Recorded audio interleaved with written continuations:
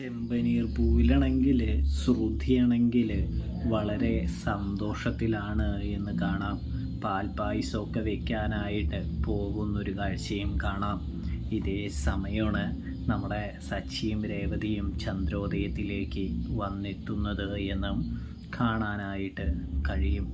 ഇതേ സമയം സച്ചിയും രേവതിയും വരുമ്പോൾ ശ്രുതിയാണെങ്കിൽ വളരെയധികം സന്തോഷത്തിൽ ഓടി ചെല്ലുന്നുണ്ട്. ഇതേ സമയം ശ്രുതിയോട് സച്ചി ചോദിക്കുന്നുണ്ട്, അല്ല പാർലടുത്തി, നിങ്ങളുടെ ഇളയച്ചൻ എവിടെയാണ് എന്ന് ചോദിക്കുന്നു.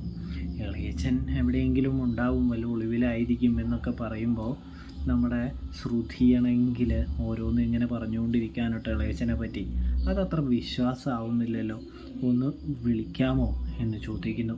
അതിനിപ്പോൾ എന്താ എന്ന് ചോദിച്ചുകൊണ്ട് തന്നെ നമ്മുടെ ശ്രുതിയാണെങ്കിൽ വിളിക്കുന്ന കാഴ്ച. അതിനുശേഷം ഇളയച്ചൻ എവിടെയാണ് എന്ന് ചോദിക്കുമ്പോൾ മൂന്നാറിലാണ് എന്ന് പറഞ്ഞ് ശ്രുതിയാണെങ്കിൽ കണ്ണിൽ പൊടിയിടാമെന്ന് വിചാരിക്കുന്നു.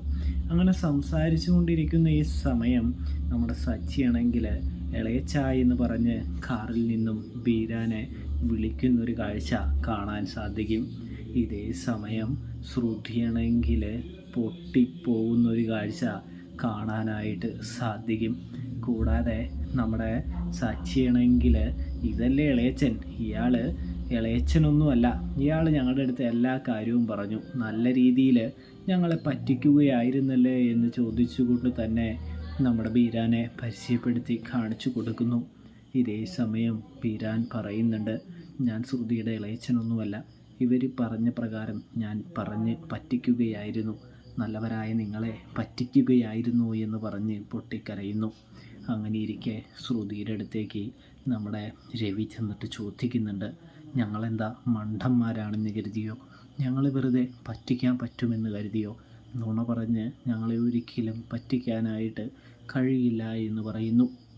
ഇതിനിടയിലാണെങ്കിൽ ശ്രുതി ചോദിക്കുന്നുണ്ട്, അപ്പോൾ മലേഷ്യയിലെ അച്ഛനുണ്ടെന്നൊക്കെ പറഞ്ഞതോ, അപ്പോൾ നിങ്ങൾക്കതൊന്നും അറിയില്ലേ എന്ന് ചോദിക്കുന്നു. അപ്പോഴേക്കും നമ്മുടെ ബീരാൻ പറയുന്നുണ്ട്, എനിക്കതിനെക്കുറിച്ചൊന്നും അറിയില്ല, ഞാൻ ഇവൾ പറഞ്ഞ കഥകൾ മാത്രമേ നിങ്ങളുടെ അടുത്ത് വന്ന് പറഞ്ഞിട്ടുള്ളൂ, ഞാൻ ഇവളും തമ്മിൽ യാതൊരു തരത്തിലുള്ള ബന്ധമോ കാര്യങ്ങളോ ഒന്നുമില്ല എന്ന് പറയുന്നത് കാണാൻ സാധിക്കും. ഇതേ സമയമാണെങ്കിൽ നമ്മുടെ ചന്ദ്രമതിക്കാണെങ്കിൽ നല്ല രീതിയിൽ തന്നെ ദേഷ്യം വരുന്നുണ്ട് പറഞ്ഞ് പറ്റിച്ചതിൽ കേട്ടോ. ചന്ദ്രമതിയാണെങ്കിൽ ശ്രുതിയെ തല്ലാനായിട്ടും തല്ലുന്നതുമായ കാഴ്ച കാണാനായിട്ട് സാധിക്കും. അപ്പോൾ റിവ്യൂ ഇഷ്ടപ്പെട്ടാൽ സബ്സ്ക്രൈബ് ചെയ്യാനായിട്ട് മറക്കല്ലേ പ്രേക്ഷകരെ, പ്രിയ കൂട്ടുകാർ.